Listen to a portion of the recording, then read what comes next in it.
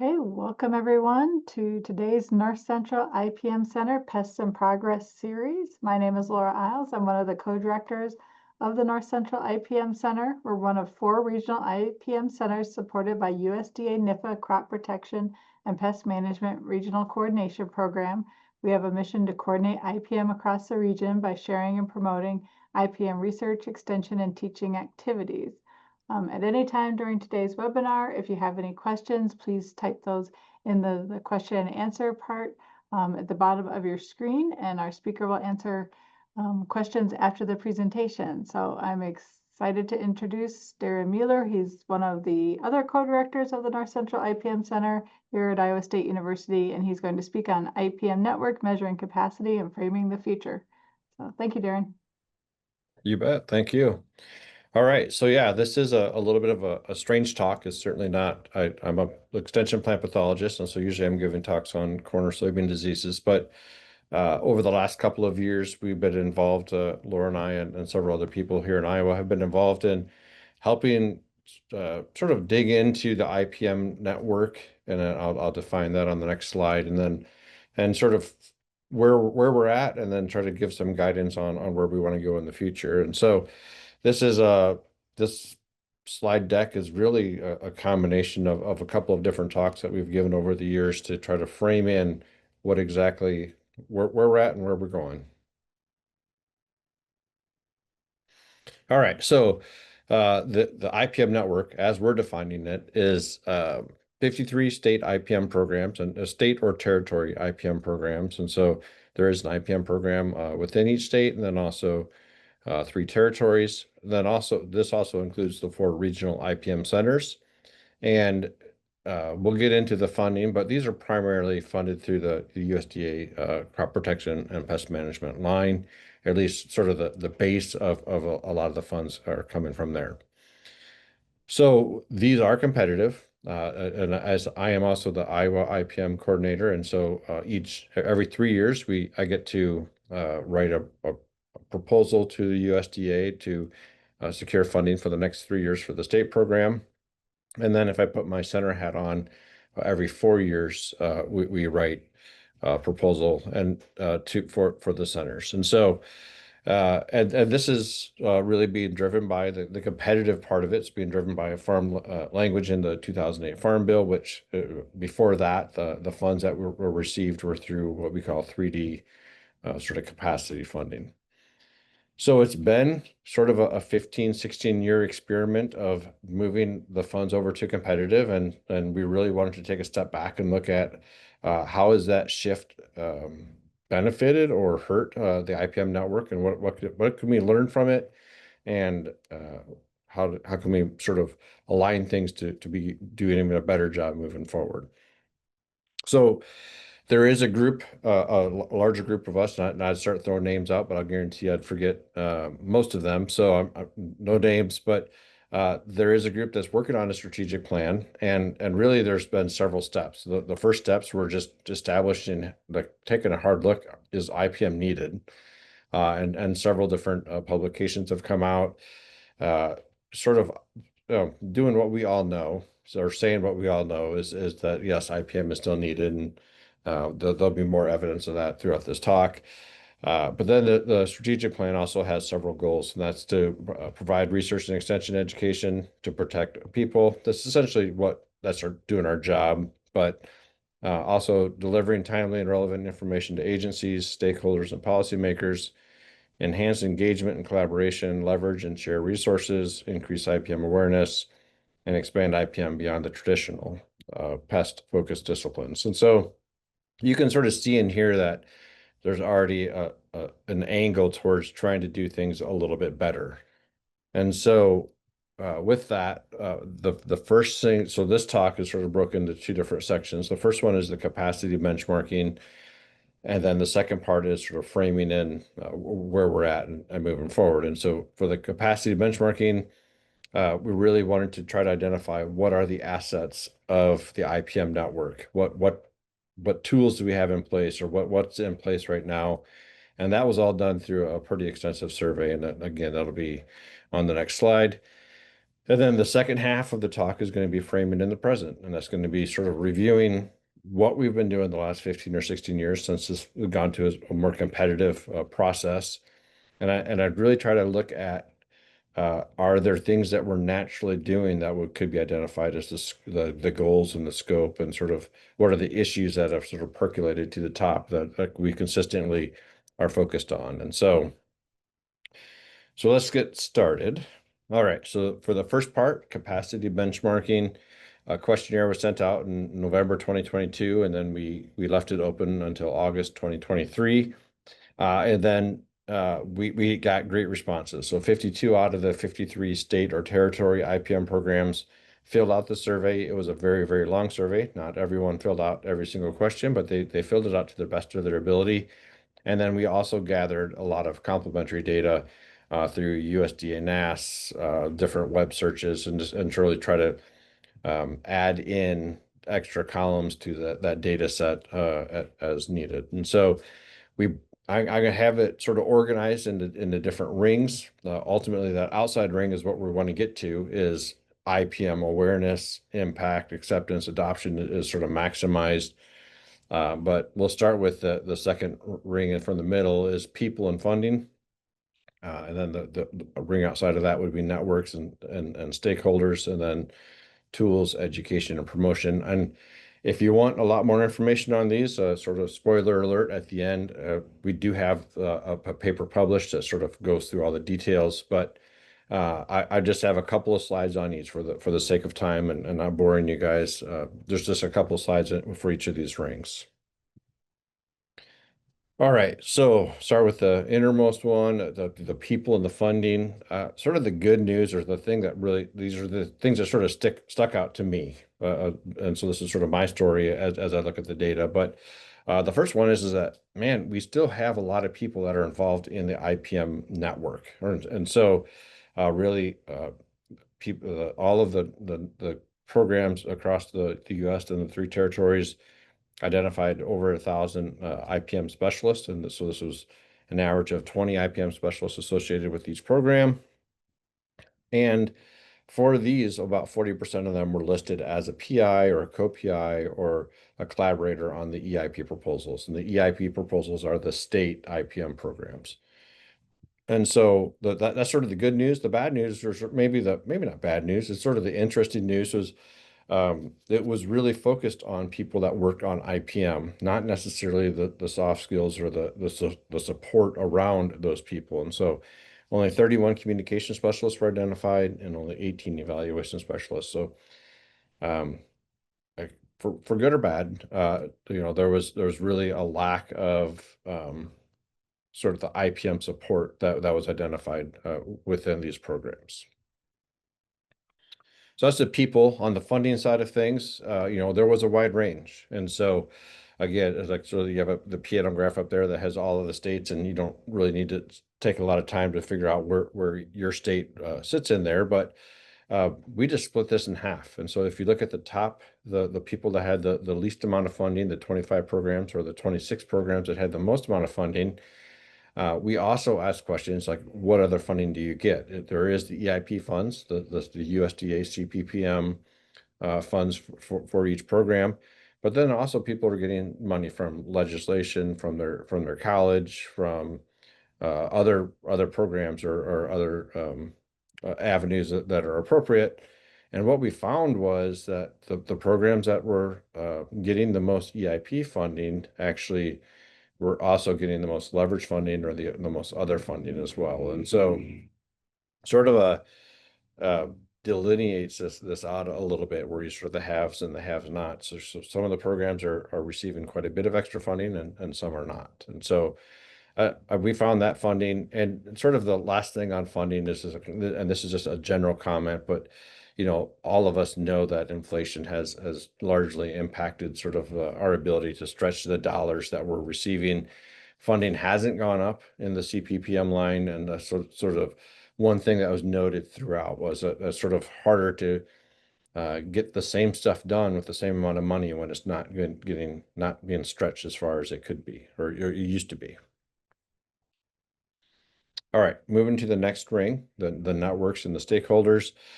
There were several different um, sort of sister programs or networks that use IPM or work alongside IPM, or sort of and really have been identified as groups that really are a good partner with the IPM network. And these include some that are university based, so pesticide safety education programs, the plant diagnostic clinics, master gardeners, master naturalist. Some of them are society based, so the Agronomy Society of America has the certified crop advisors, and some of them are other NIFA funded programs like IR4 or SARE. All of these that I mentioned you have IPM somewhere in their job description or are using it as part of their programming.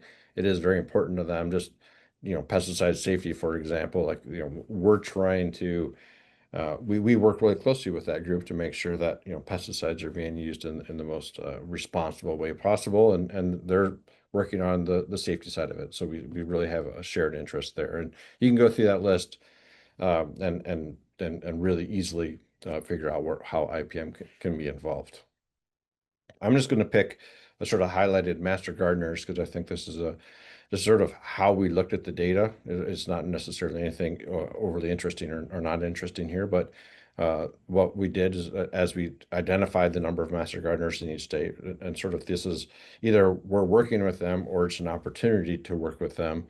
What we found was that the southern group section had the most volunteers, and the Northeast had the least amount.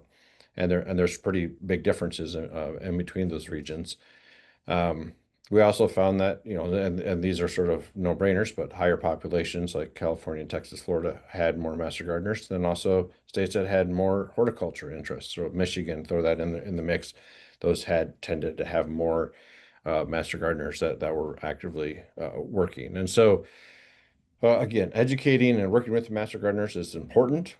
They can take the information, the IPM information, and extend it out either through their projects and their programming, or so either educating them is important, or possibly working with them and you sort of using them as part of IPM projects would also be a very useful thing.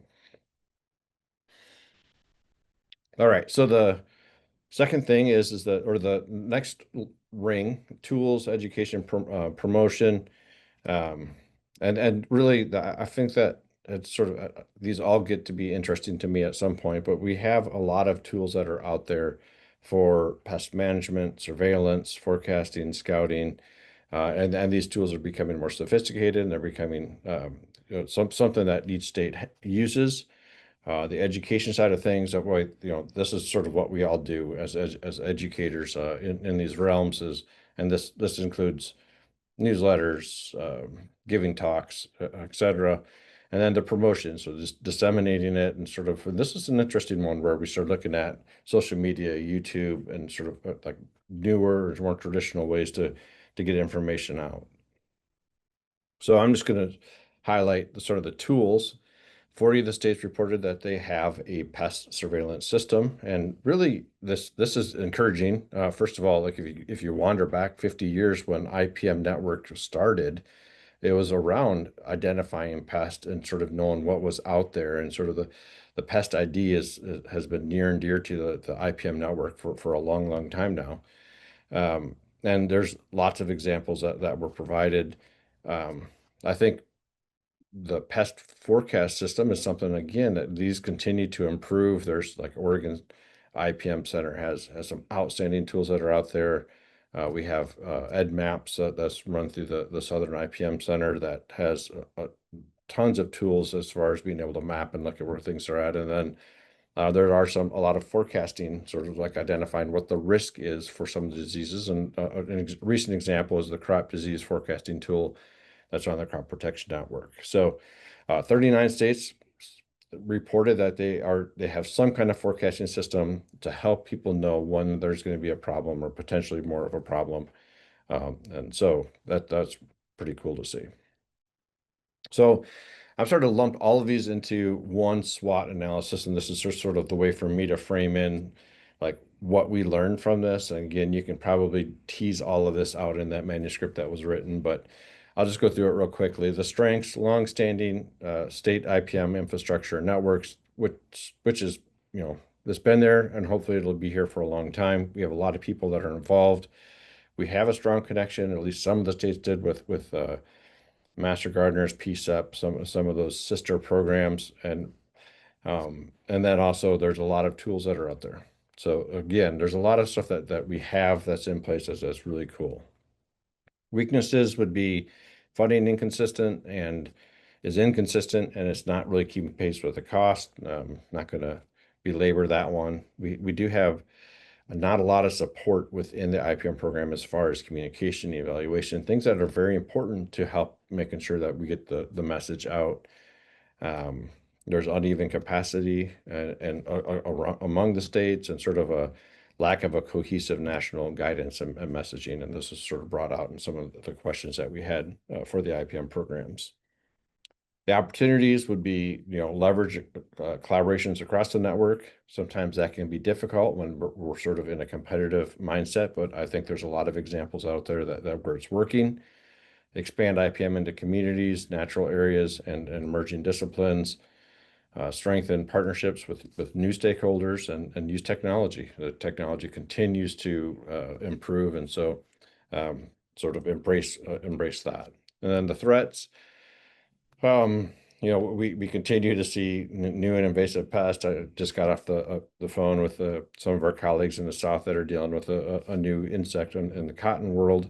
Growing pesticide resistance and also resistance to some of the varieties that are used for managing pests. Environmental regulatory shifts, declining competitive funding environment, and sort of the word pesticide is sort of a stigma that's sort of hindering education and or sort of conversations. And so those were the threats that sort of emerged throughout this survey. So to summarize the first half of this talk, capacity. Okay, so the IPM network remains essential, and it's been built up for over 50 years. We had great feedback from the survey. We had some gaps for, again, funding, communication. We had some challenges that kept coming up: invasive pests, resistance, environmental regulatory pressures. And sort of what came out of that was there needs to be a better cohesion, stronger strategic plan, clearer roles, coordinated messaging. And that sort of sets us up for the second half of this talk. And so now we're shifting away from the survey and we're sort of moving into what are the strategic plans, scope, issues, and really the goal, it needs to be identified so we can, as we collect data, as we look at what we're doing, we can measure it back to this goal, make sure that what we're all doing is clear. Sometimes the goals aren't clear. The scope is sort of, I have that broken into two ways. Topical scope, sort of, if you look at before 2008, it was clear: agriculture, communities, natural areas. But now it sort of broke into these different priority areas. And so we're going to dive in and see what we're looking at there. But then also the functional scope, like how do we fit into the larger web of the USDA NIFA? How do we fit into, what are sort of the roles that each of the IPM network components, the state programs and the centers, what are all of our roles within the network? And then identifying the issues. Where can we make a difference and a positive impact? And this is what we have on the right is just actually an example of SARE. They had a 30-year report, and they just listed some of the issues that they focus on. And it's a pretty easy diagram. But one of my goals out of this was to try to come up with something, and this would be that last bullet point, identifying the issues, try to come up with something for the IPM network. And so, and this is just not a criticism, but it's as I've written enough of the grants on the state level and on the center level, making sure that the goal and the scope and the issues are clearly stated in the RFPs. They're not right now. And so that's sort of a goal out of this, was to sort of make sure that we all know what we're writing towards. All right, so real quickly to define collaboration, that is the work within the IPM network. Partnerships, the bottom one, is the work amongst the other governmental agencies and sort of the other components that would sort of fit into larger scope. And then the plant health system is actually identified by the Tactical Sciences Network. This is really includes anything that's working towards food security by protecting plants. This includes MPDN, IPM, IR4, Eden, and you'll see that that sort of becomes important in a few slides. And so what we did was we actually dove into the state programs and sort of what we've gone after for funding, the regional programs, hatch multi-state committees that were related to IPM. We're going to take a dive back into the infrastructure survey that we just left. And then we also looked at a topical landscape assessment that was done through the North Central IPM Center, and then the Tactical Sciences Network. And so we have 6 different angles that we're looking at. We're going to pull out data. There's just one slide for each 6 for all of them. So we're going to go fast. Okay. So the state IPM programs, again, started competitive funded in 2008, and we've written grants about every 3 years. It's not exact, and there's reasons why it's not exact, but in general, every 3 years we write it. And when we write those, we have to emphasize, select an emphasis or priority areas when we're going after those funds. And so, and you can see a list of the ones that are potential or existing priority areas in that table. And so, and then just as a note, just to sort of frame in, like, how much does this mean to the IPM network? This accounts for about 31% of the total IPM funds across the network. And so this is a big chunk of the funds. It's not all of it, but it's especially important for several of the smaller programs. So this becomes over 50% of their funds. And so this is an important component of the overall IPM network. So if you look at the priority areas, there's a lot of them. Some of them still exist. Some of them have been in every single RFP. Some have sort of come and gone. But the ones that sort of consistently get us to be focused on would be specialty crops, agronomic crops, communities, and pollinator health. And those are in that light blue. And you'll sort of see a light blue on the next 5 slides too. And that's going to be, I'm going to pull all of these groups out of that are colored light blue. The rest of them, I'm not going to go through the list, sake of time, but they just didn't get as much of the IPM coordinators applying to those priority areas as those 4 that are in the blue section. All right, the regional IPM centers, again, every 4 years is when we write those grants, um, and the goals are for the centers are the same as the IPM roadmap. They're here to increase adoption, implementation, etc. of safe pest management practices.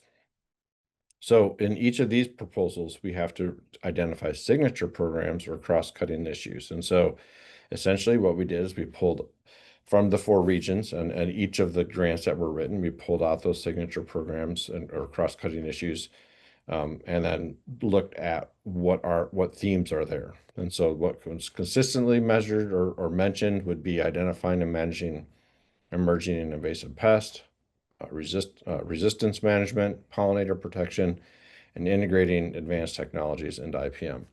Sort of more recently, addressing environmental shifts, improving sustainability, ensuring food security, increasing access to IPM resources. But in general, it's like so those would be the ones that are sort of have been mentioned the most in these signature programs.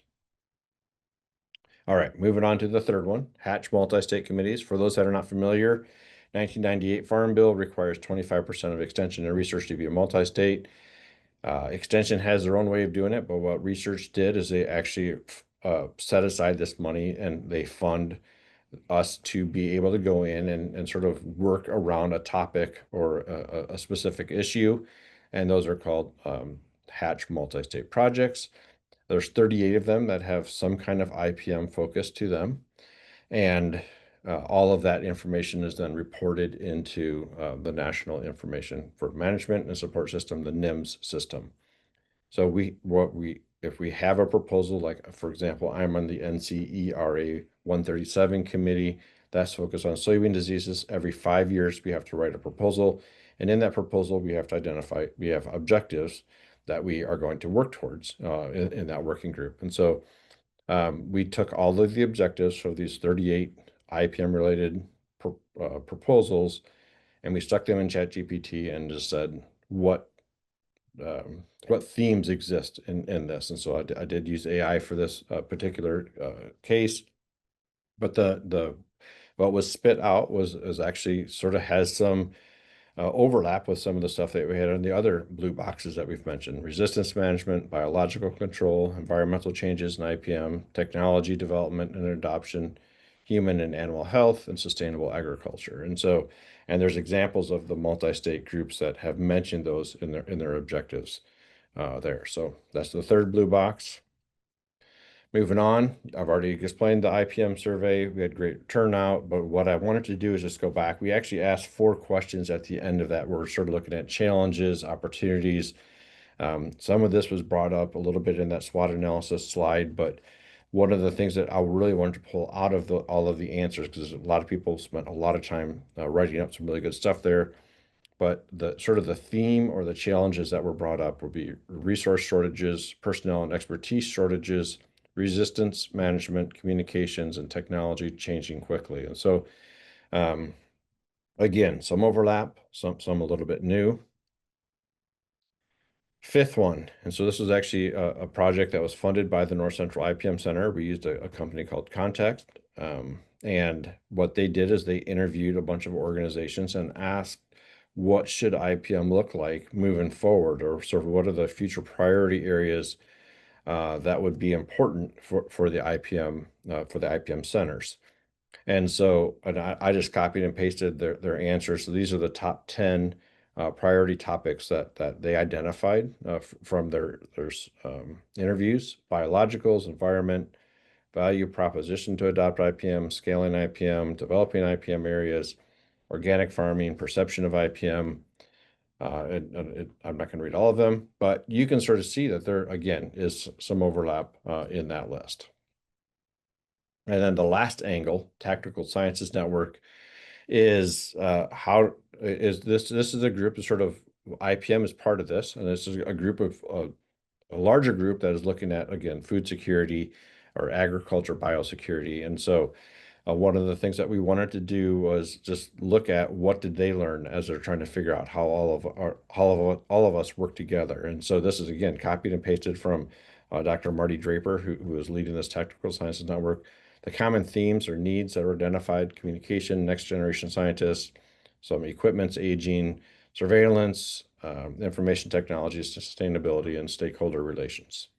So again, so I took essentially what we did is we took those 6 blue boxes and sort of try to figure out, are there consistent themes in there where we could go in and identify goals, scope, and issues. And so this is just sort of throwing out like what we came up with, and again, is up for debate and discussion. But a possible goal that came out of this would be a cornerstone in a larger network to ensure food security, sustainable agriculture, human health, and environment. And so this sort of hits 3 different areas that were sort of brought up, and that is have a role in a larger portfolio of programs, work towards long-term outcomes that matter, and identify, and then sort of in this, identify the common measures that were related to these 4 outcomes to make sure that, and some of it, the data already exists, but then also start collecting the data that could prove that we're moving in that direction. So that's sort of a possible goal that for the IPM network, but it's similar to the national IPM roadmap, or sort of the strategic plan goal as well. All right, moving on to the topical scope and the functional scope. The topical scope, the clear leader was plant health systems. Like if you look at the blue box for the IPM programs, a lot of them are all around plants. Communities was a second place, and there's really nothing else that really emerged.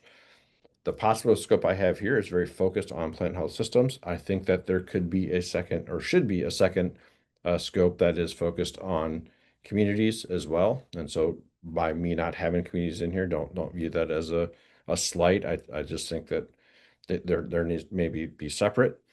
And this, so it'd be provide infrastructure and lead activities for plant health systems. This would be sort of the infrastructure, lead local research, communications, evaluation, impact assessment, the activities, scouting, surveillance, modeling, education, sort of what we do, And then the plant health system, again, specialty crops, agronomic crops, ornamentals, urban ag. Sort of the functional scope is, I think, where we got hung up on a little bit, and there's really needs to be unpacked a lot more. But like really figuring out what are our partnerships, what are the collaborations, the networking, where does communications, evaluation, impact assessment fit? What's the research versus a project versus infrastructure? There's a lot of confusion in these areas between amongst the IPM coordinators and some of the centers. So how can we merge the centers and the IPM programs into a true network? Um, this really needs to be defined, and I'm going to sort of leave it at that. And I think that I have a lot of ideas, but that's something that should be discussed and making sure it's clearly defined moving forward. The last one is the issues, possible IPM issues that sort of came out of all of those blue boxes: pest monitoring, so scouting, surveillance, forecasting, emerging and invasive pest, uh, resistance management, bioprotection or biocontrol, pollinator health, environmental changes in IPM, technology development and adoption for IPM, and the next generation of IPM specialists. So sort of training the next group from multiple or new disciplines. And so that is sort of what, and again, just sort of the first time I've seen a list of the things that IPM could be and should be focused on where we can make a difference. All right, to summarize, uh, we've had a strong state infrastructure for the last 50 years. What do we need to do to maintain that for the next 50 years, and how can we continue to do better? The state infrastructure survey really helped us identify strengths, weaknesses, and opportunities. If you want to read more about it, there is a manuscript. It's in the Journal of IPM, and it's long, and so you can enjoy that. The strategic planning process, I think this is just getting the conversation started, but we really do need to clearly identify and finalize the goals and the scope of the different components of the IPM network, and then really settle in on what issues should be and could be addressed. And so um, there's a lot of work that needs to be done. There's still a lot of questions. I didn't even bring up a lot of the stuff between ARDP and the research and sort of how all that stuff fits in. But the goal would be to become a true IPM network that strengthens our capacity to have a safe food system here in America. So with that, thank you to everyone that filled out the surveys. There's a very long list. You can see it on that previous slide, the number of authors on that paper, and then also to Kelsey Mueller for entering all of the information in and organizing all the data. So with that, I'd be happy to take any questions. Thank you so much, Daren. Good summary. So our first question, which I'll probably ask you to define a few things, is there a tie-in to the USDA IPM roadmap and the IPM coordinating committee, if any? So maybe define the National IPM coordinating committee, federal. I'll just throw it all on you to answer. Yeah, so there's a lot of stuff I left out. If you wanted to sort of summarize the IPM network in 30 to 40 minutes, you're going to leave a lot of stuff out. And so we actually have a national IPM coordinating committee, and that is um, part of the group that helps organize the strategic plan. And so there is some overlap there, and that national IPM coordinating committee actually they were some of the ones that led so those three publications at the very beginning that outline the need for IPM still exist. That was led through that national IPM coordinating committee. So and there's also a federal IPM coordinating committee, and we try to make sure that the national and the federal ones are working together on the same page. We're all sort of working towards that national IPM roadmap. Not all of those groups necessarily have a strong tie-in to I defined as the IPM network, but again, that's something that we would like to make sure we have a clear vision of moving forward. Thank you. And if there's questions, please type that into the Q&A box there. And I guess I have a question, of looking at all the IPM programs and doing the survey, what made you feel most positive about the IPM network?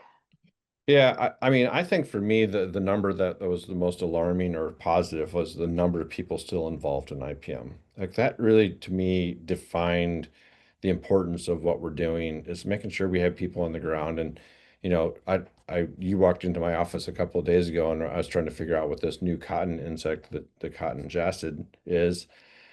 And there's a bunch of entomologists in the South that are scrambling and working really hard to identify where it's at, the impact, and and the thousands of questions that we have for all of the different crops that it, you know, hibiscus and cotton and okra and all of the different crops that it can affect. Yeah, that having a network in place to be mobile and to do that is so useful, because if we didn't, you're starting from scratch, and it would just be like, I think the people would get frustrated with the slow responses that would be happening without that existing network. Hard to measure that networking part. Right. Yeah. Any other questions? Again, feel free to type in the Q&A portion. So you came up with the list of like at the end, like the list of things that IPM is good at. Like what is kind of your vision with that list? Well, I think that if we don't have that a clearly defined list, it's going to be what one of the risks we run with IPM is that it's a concept, and it's also so it can sort of fall into a lot of different, as a concept, it can help a lot of different things. It can be ticks and animal health and, you know, even human health, and there's a lot of different areas. And so uh, I think that it would really help the IPM network know why it exists, to make sure that here are the things that we can make an impact in. If you don't have it, then you'll start to see sort of mission creep, I think. And that's sort of that's something that we've sort of picked up on in the survey, was people not really knowing who exactly their stakeholders are or sort of why they exist. And I think that that's one of the reasons is that we don't have that nice defined list of sort of keeping us in check. There's some good comments in the chat about people not really even being aware before of the network or what the IPM network is. So thank you. Okay, question from Bob Wright. Does the current CPPM RFA promote collaboration or competition between the states? Can I just say yes, Bob? It does. I mean, so it does. I would say early on, and Bob would know this, like early on, it actually had a section in there asking us to identify how we collaborate. And so there's actually a collaboration and coordination section of that. And then that has dropped. So I think that it's not necessarily, it's probably more on the competitive side of things. I think you know, it's unsaid, unwritten that we're supposed to be collaborating and being part of a larger network that's working together. But a lot of that, I think, is not really clearly written in to the RFP. So it would sort of be our experiences, us meeting with the other IPM coordinators and sort of doing it naturally, instead of like, oh, we're told to do this. It doesn't look like any other questions at this time, although I'll let anyone type in quickly while I just let everyone know that our next Pest in Progress webinar will be on Wednesday, October 15th at 12 p.m. Central, 1 p.m. Eastern Time, and it's going to be Rufus Isaacs on rebuilding blueberry insect IPM after the spotted winged Drosophila invasion. So that will be in 1 month. So be sure to sign up for our newsletter or any webinar links so you get notified of that. And I don't see any more questions coming in, so thank you very much, Daren, for your overview of the great paper that you did and all the research going on. So thank you, and have a great rest of your day, everyone. Thank you.